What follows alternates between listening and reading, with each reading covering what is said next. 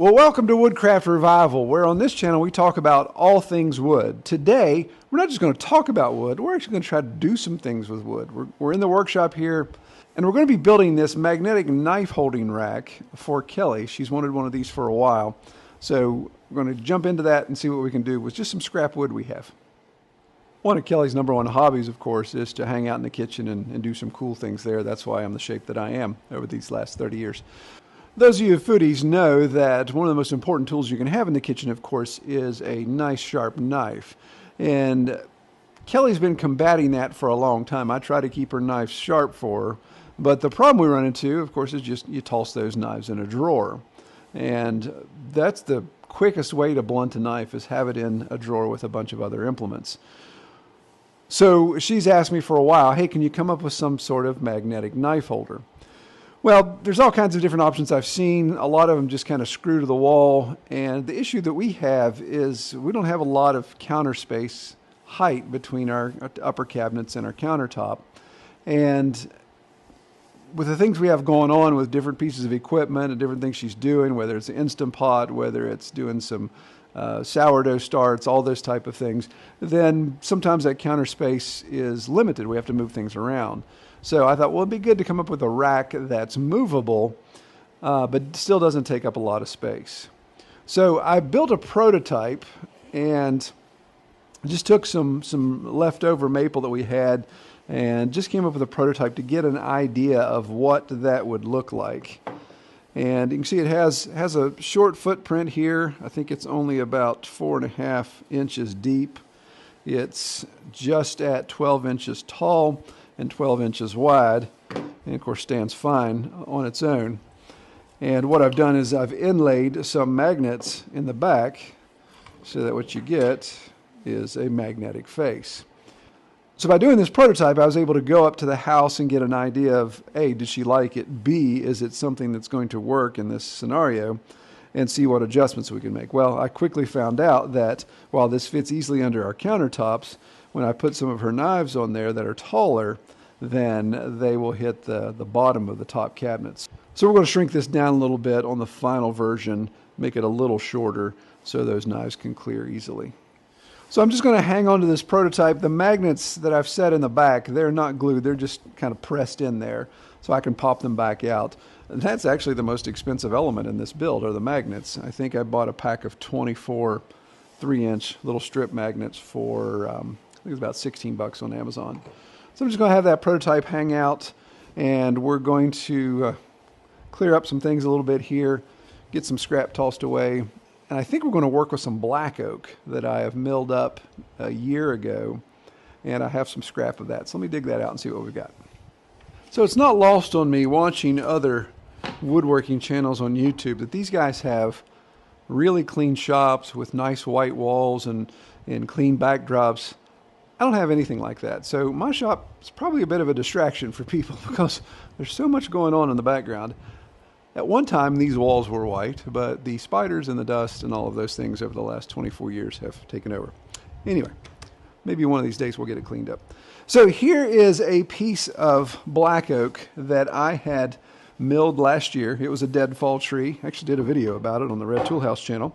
So I've got some wood left over from it. There's a couple other scraps over there, some smaller strips, even some quarter sawn. Got some nice Rayfleck.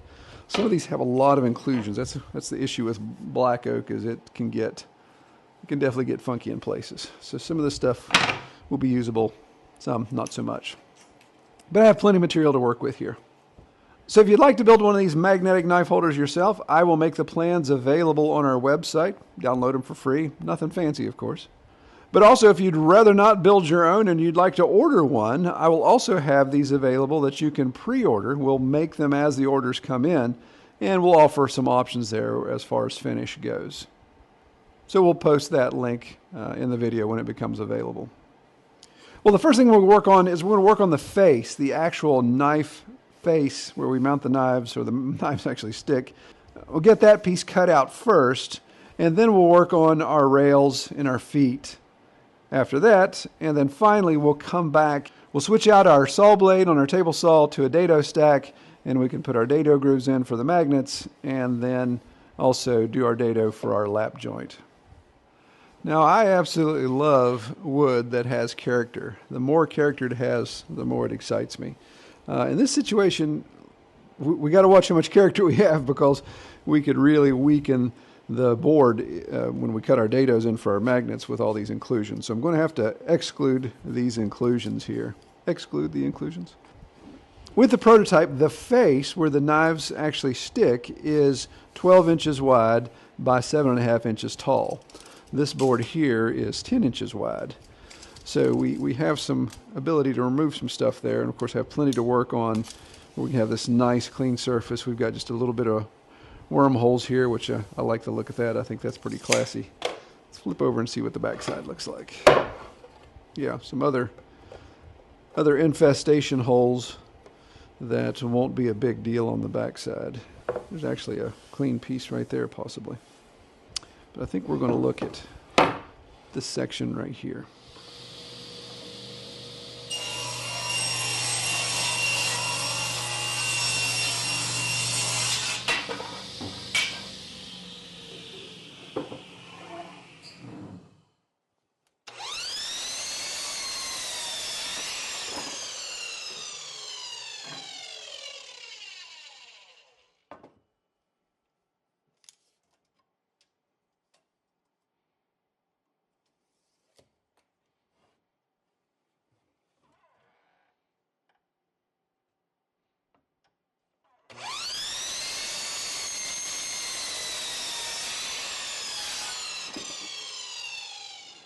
Now for the rails and the legs, we need 2-inch wide material, and my cutoff from that actually has, I think I've got a little bit of 2-inch in that. Let's see. Now to match the legs that we have on our prototype, we need, these were 12 inches, but we know we're going to lose some height on that. We're going to go down to 10. So 10 inches plus 4 3/4 inches. So 10, 4 3/4, that's 14 3/4, times 2 is 28, 29 and a half. So do I have 29 and a half in this?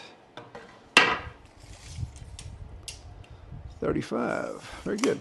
So we should be able to get what we need just out of this cutoff. Now, since this is milled lumber from here at Rad Tool House, we're not going to assume that any end is square, because that would mean my chainsaw cut is square, and we know that hadn't happened. So we're going to do a squaring cut first.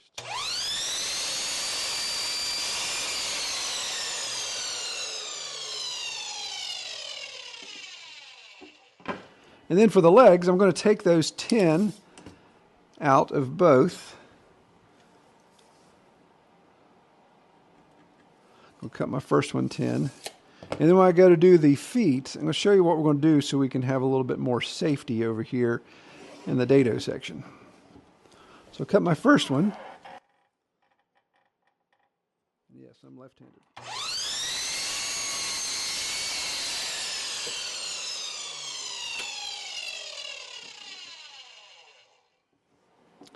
I cut that first one just a cat's whisker proud so I can make them identical with the second cut.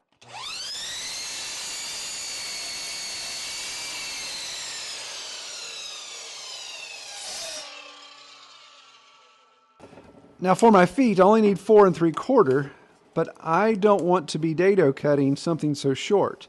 So what do I have left? I have 14 3/4. So I'm just going to take about half of that. 7 1/4, let's just say. 7 3/8 would be half.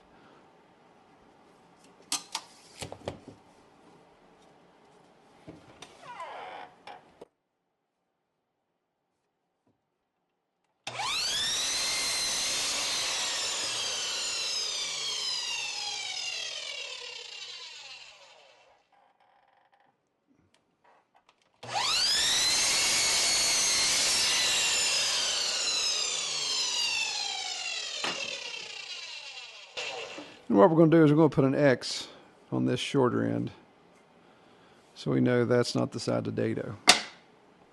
And this side, it doesn't matter. But that'll give me more material to work with as I cut those dados out for the lap. So to get our angle that we want in the knife holder to lay back a little bit, to A, keep it from being face heavy, and B, just to give it more of an aesthetic, then we're dealing with a 7-degree angle here. So we want to take our legs and we want to cut a 7-degree angle here, and then we'll have a matching 7-degree angle in the feet before we put our lap joint together. So this is where identifying front, back, left, right will come in handy. If I had a bad spot on one of these legs that I didn't want it to be on the face, then this is where my angles are going to come into play. So in this spot where I've got this little knot, I'd like that to be the back of one of the legs. In fact, the back of the left leg, so it'll be hidden the most. So what I want to do is I want to look at this and say, okay, this is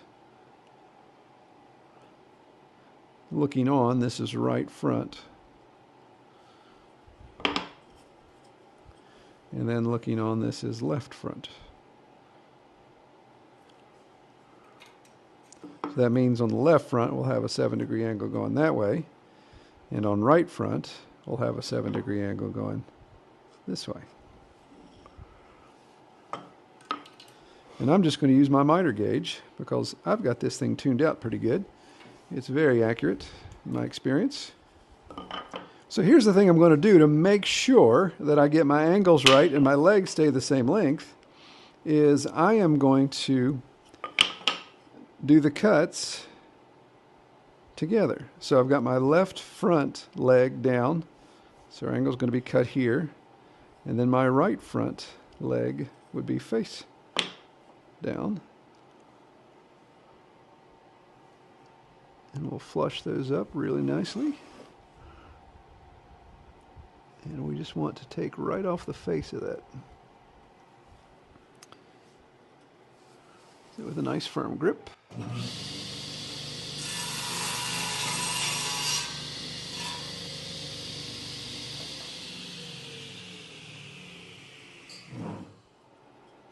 There we go. Puts my knot where I wanted it to. Okay. And we're going to do the exact same thing with the feet. Just love the feet.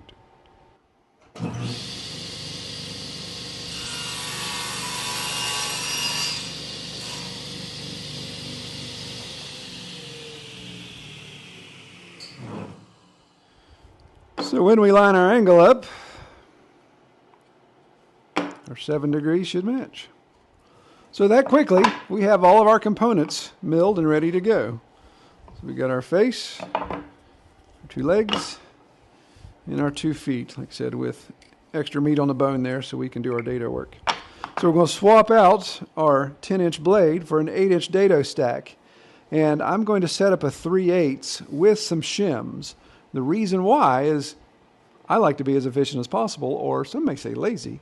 But 3/8 with some shims, the magnet widths that I got from Amazon are like a cat's whisker, and that's a technical term, cat's whisker wider than 3/8. So I'm going to set up a stack, shim it out just a little bit.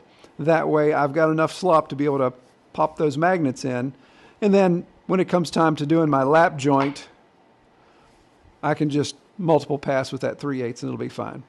I'll show you. Now if you're not familiar with a dado stack, or you don't own one, really, it's quite simple. It's just a stack of saw blades. It allows you to remove more material in one pass. So it's like kerf cutting, but with a much, much wider kerf. And this is going to show my age. I don't know if they even make these things anymore, but they used to make wobble dado blades, which was a single blade and it would wobble to cover. You would adjust the amount of wobble in it to cut the width, and those things just absolutely scared me to death. I don't know who in the world thought that was a good idea. But this stack, you have your two primary blades. These are 8-inch, so you can see you've got a lot of teeth on them. So that, put one on first, and then the second one goes last. And this is why it's called a stack, because you're stacking these blades. Here's my shims. But I know, if I look at, this has a handy little chart, it'll tell you the width of the dado that you want to cut. It'll tell you what stack to build. So I know for a 3/8 I just need my 2 primaries and 1 full-size chipper. So I'm going to put the shims that I had when I built the demo in there, and then put my secondary.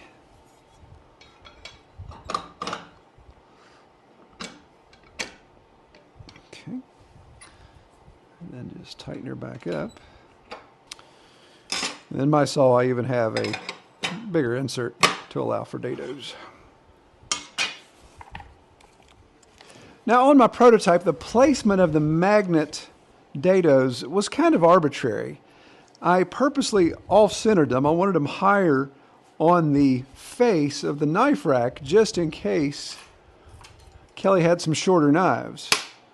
Because 1 row of magnets is not enough strength to hold that. So you need those 3 magnets to touch the blade.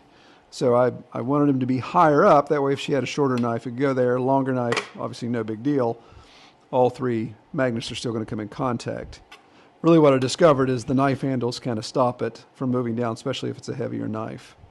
So we're going to kind of keep with that setup, I believe. In my arbitrary layout, I think I did, 1.5 inches, 3 inches, and 4.5. So let's get our fence set up for that first cut. Now with the dado, there's obviously 2 measurements we've got to be concerned about. A, where we're going to cut our first groove, that 1.5 inches, but also the height. And the height is the most important. We want to take out as much material as possible without destroying the integrity of the board. The magnets are going to work better the less amount of material there is between the knife blade and the magnet, of course. So this is exactly 3/4 inches is what I planed it to when we were working on another project. So I'm going to sneak up on this. I'm going to set the height right now visually because I'm just eyeballing it. I don't have any way of determining that any other way.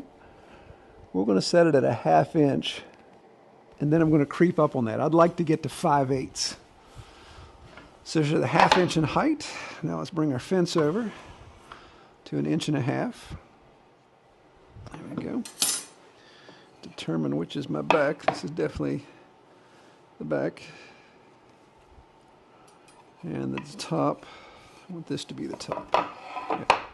So let's do pass number 1.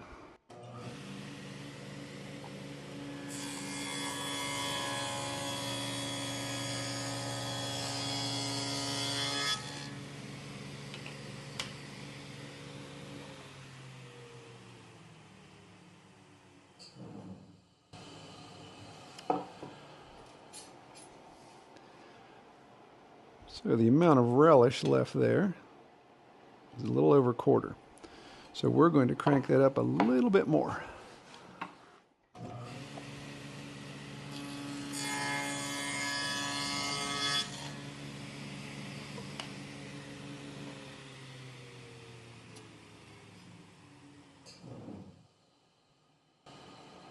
There we go. Okay, so we got that dialed in. Now we just want to do our others at 3 and 4.5.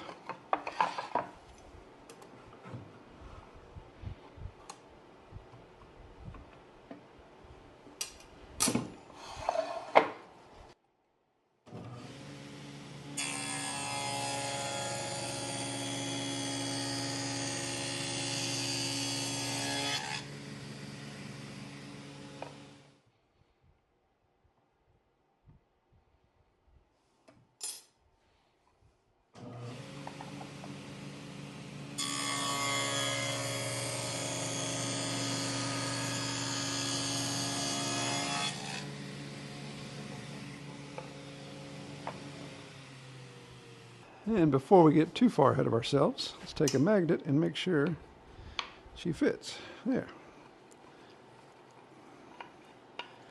Very nice. So now, since I've got the dado still on there, I don't want to change that stack width. I can just do multiple passes. We're now going to do the lap joint that makes up our leg and foot. And if you're not familiar with a lap joint, it's simple. It's just removing half the amount of material on both pieces so that they lap over one another and their overall width ends up being the same. Now, if you didn't feel comfortable doing a lap joint or you don't have the tools to do it and you want to build something like this, then just do a butt joint and just screw them together like that. And it'll be fine. Won't look as sleek, but builder's choice, right? So for this, we're going to use our same 7-degree miters that we had. So we're keeping that same angle because that's the same angle we want in the lap. And the easiest way to determine our starting point is simply stand them up.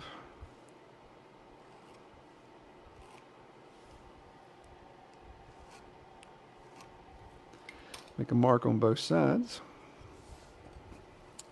Transfer that mark to our edge.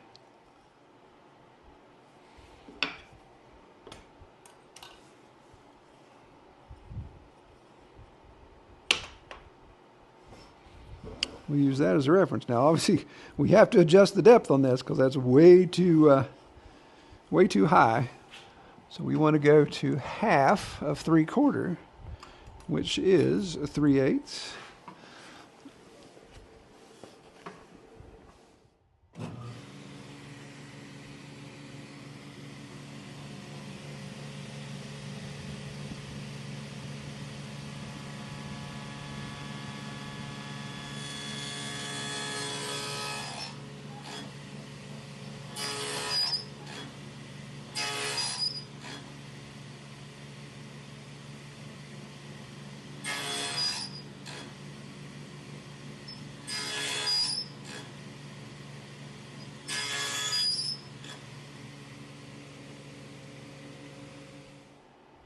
So we're a 1/16 per out of 3/8, or short of 3/8. So I need to raise that up just a little bit more.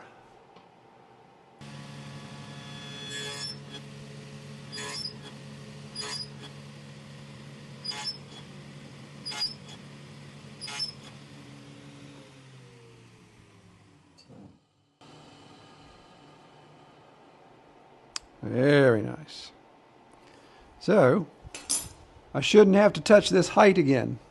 I should be able to keep that where it is, and now I'm only going to do is swap out between pieces. So see, this is this is where that extra leg length comes in handy. If this was only 4 inches, then I'd be holding on to it right here on the edge of my miter, which wouldn't be safe. And of course, I could put a sacrificial board here and extend that, clamp that in, do all those type of things.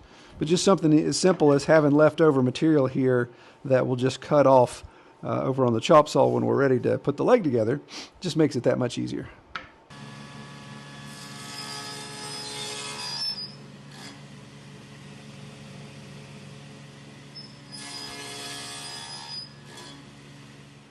So for the other side, I'm going to go back to 90 and then over to 83. So I'm going 7 degrees the opposite direction.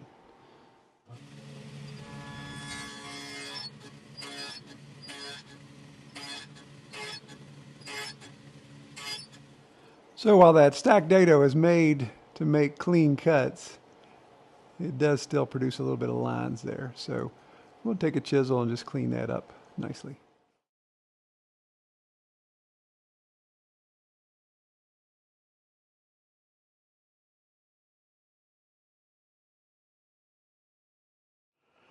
All right, so for assembly, we're going to glue.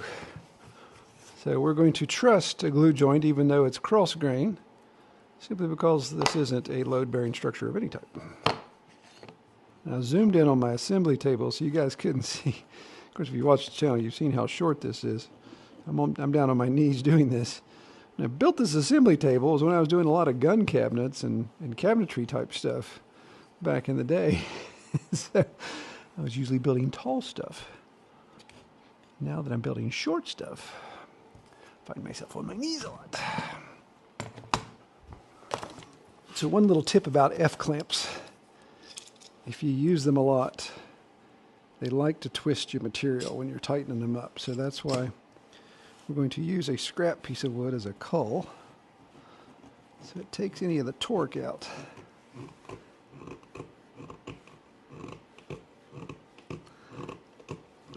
but you can get a lot of clamping power out of an F-clamp.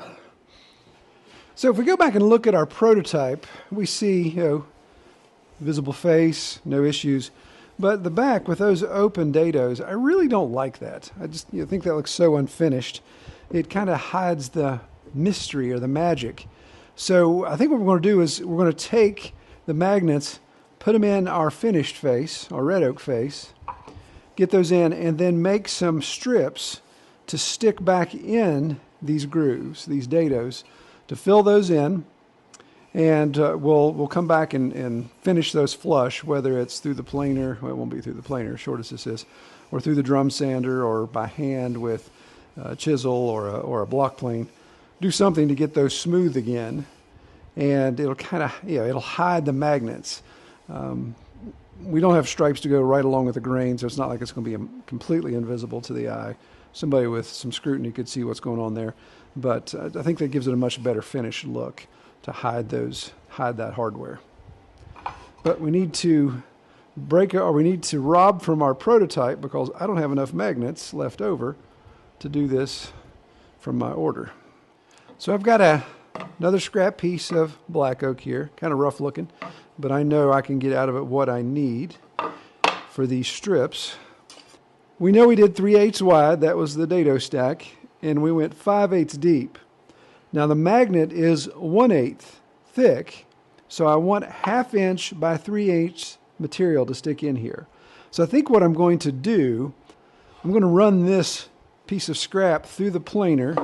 It's a 3/4 right now, and we're going to take it down to 1/2 inch. So we're going to do about 4 passes through the planer, get it down to 1/2 inch, and then just using the table saw, we'll be able to rip that 3/8 plus a little. So it'll be 3/8, fat 3/8 we'll call it. And then we can probably rubber mallet that in, maybe leave it just a little bit proud so we can come back and either sand it down or, like I said, block plane it out.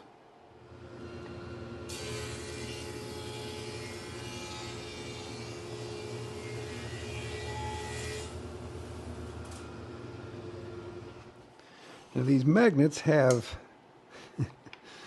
ends that are repulsed and ends that are attracted to one another. So I want to make sure I put the right one in. 1, 2, 3, 4, 5. So I need 15. I ordered a pack of 24. Just broke 2. So I have some to play with, but not a whole bunch.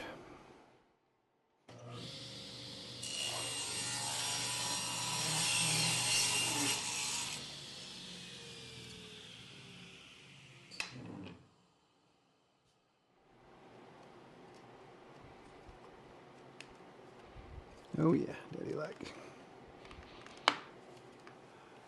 Now I'm going to do something you're not supposed to do, and I'm going to do a glue up on my table saw because I like how these magnets stay in place laying on the table saw. So we're going to take an old t-shirt,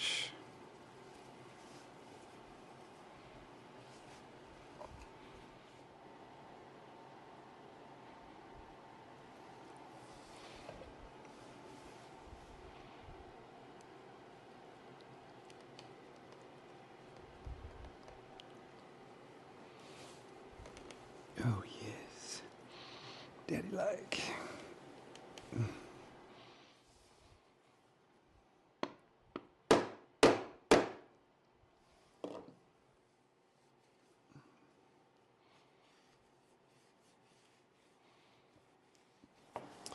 Alrighty, so my glue up has dried of putting these magnet holder strips in place.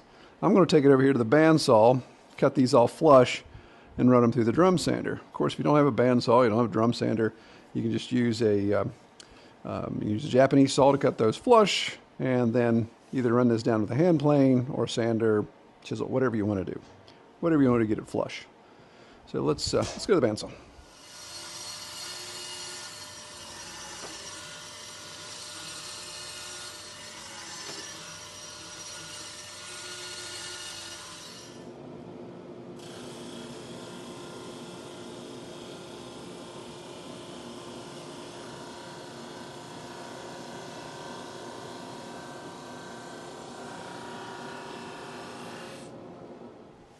All right, so I got that all nice and flush, ready to go.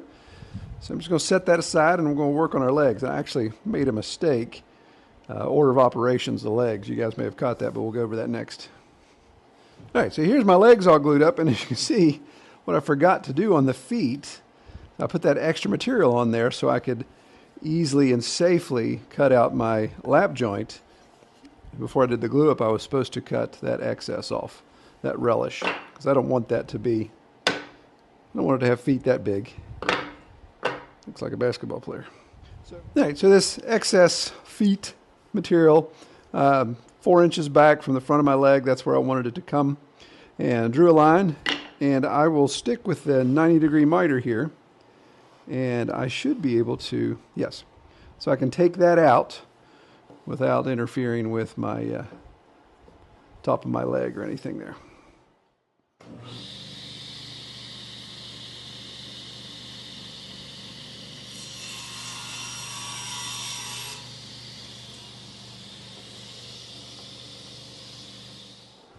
So we are dangerous close to being ready for assembly, but the one thing I want to do, I'm not a big fan of these hard edges. I want to leave the feet square so they can sit on the countertop as flush as possible. But I think I'm going to put an 1/8 inch round over in the router table, and we're just going to round over all these edges except for the feet. Now for the knife holder face, I'm not going to round those edges over. I want a nice crisp edge there, so that the handles, even the smallest of hilt on a knife, will be able to rest on that. So if you put a real heavy knife on it, wants to slide down that board because the magnets are not holding it firmly enough, then the hilt of that knife will catch that nice sharp edge. So we're going to leave that there. But we're just going to break these over and just take, put some softness. Just add an element of softness there.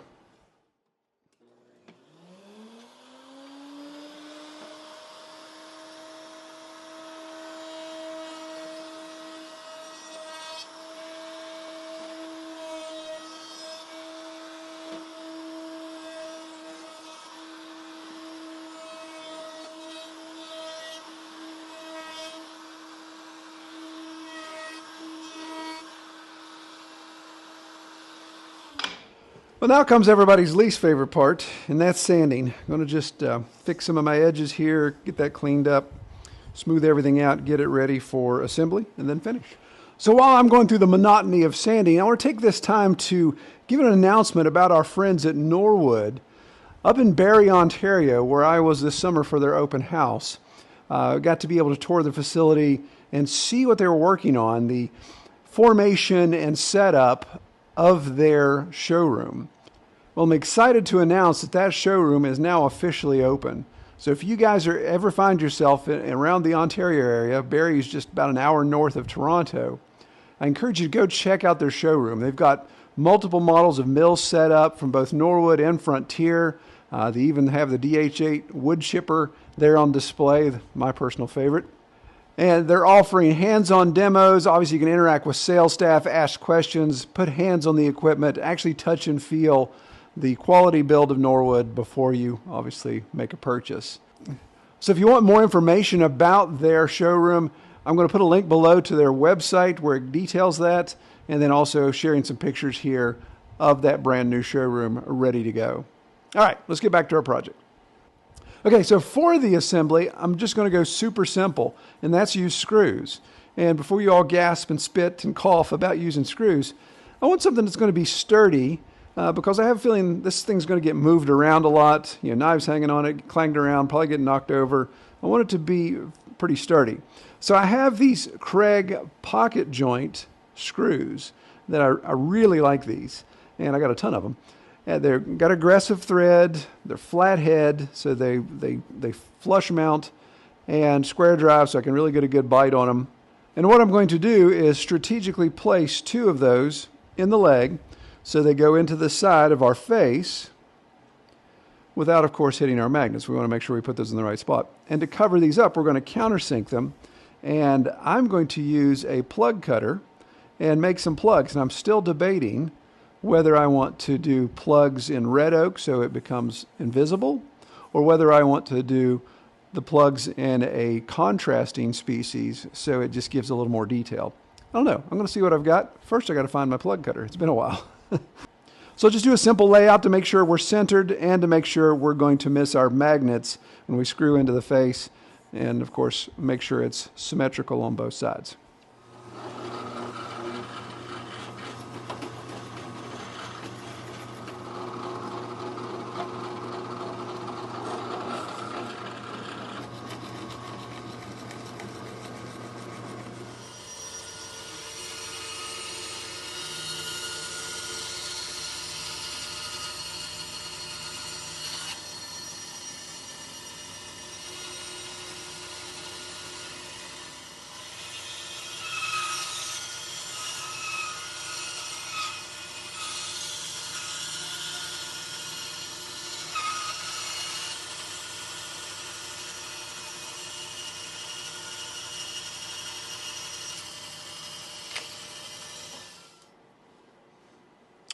There we go. Made some extras.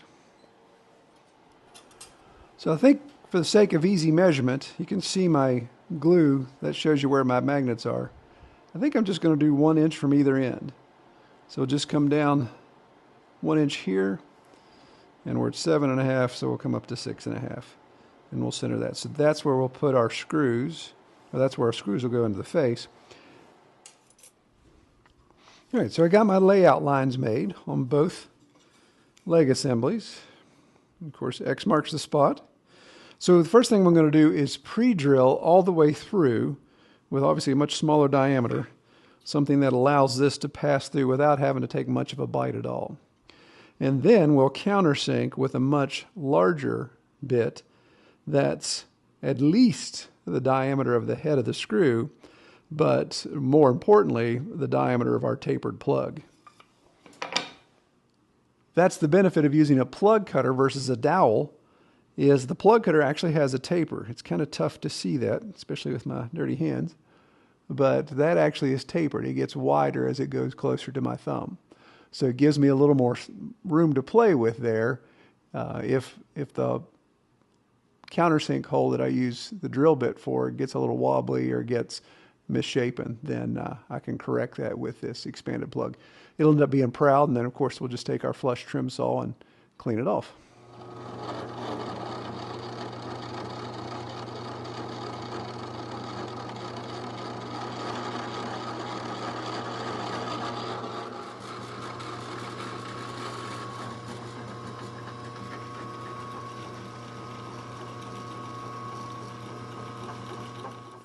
All right, so I've clamped my face to the fence on my table saw so I can have a nice firm vertical spot to hold this, to get these holes lined up.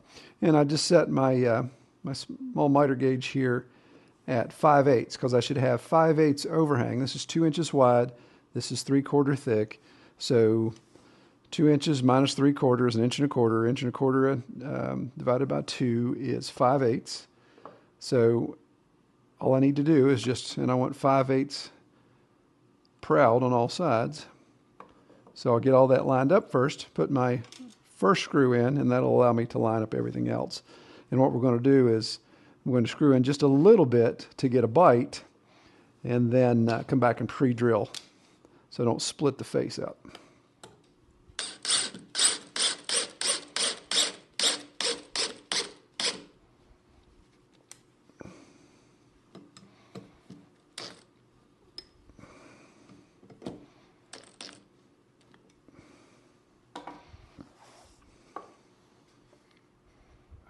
Tighter. Guten tight.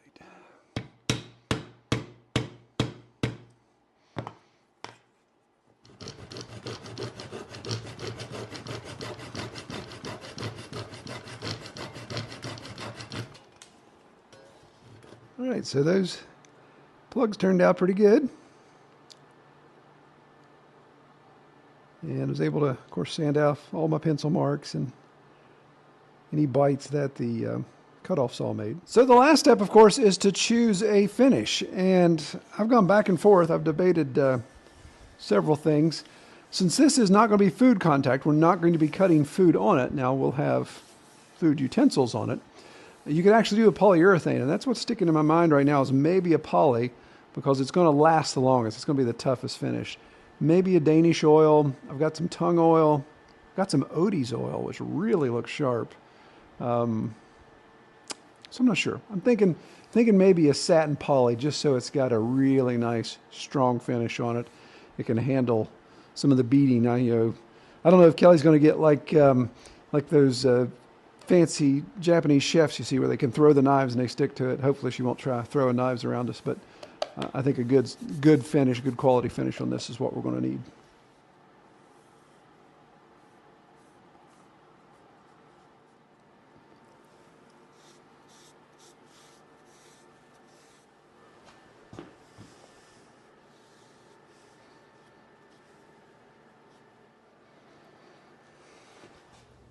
All right, so I ended up putting 2 coats of polyurethane on here, brought it up to test drive, let the boss see what she thinks.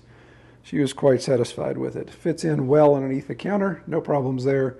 And she's actually been using it for a couple days now. So works really well. Different varieties, different styles of knives, different lengths. The only knife that doesn't fit on here is her really long bread knife, which we don't leave that out anyway. It's serrated. So. But as I mentioned, you can check out the plans. There'll be a link to our website where you can just download those for free. Or if you would like me to build one of these for you all, you can go to our web store and make a purchase. So there'll be some options there that you can choose, and we'll build the suit as those orders come in. So give me a couple weeks, obviously, to fulfill that order. Well, thanks for watching, and as always say, I pray you get an opportunity to spend some time outside in God's beautiful creation. Right now it's 15 degrees, but there'll still be some time outside today. Thanks so much for watching.